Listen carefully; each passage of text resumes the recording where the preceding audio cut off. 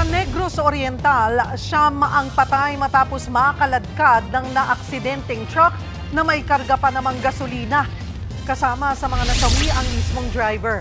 Ang iba pang mga biktima, pawang local government employees na tiyempong nasa lugar nang mangyari ang aksidente.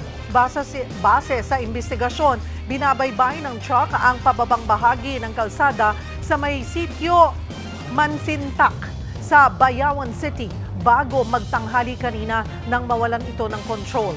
Tumaob ang truck at dumire-diretsong nahulog sa bangin papunta sa ilog. Naisugod pa sa ospital ang mga biktima pero dead on arrival na. Ayon sa Bayawan Police, maaaring nawalan ng preno o nag-overshoot sa kalsada ang truck. Mga kapatid, Cheryl Cosing po.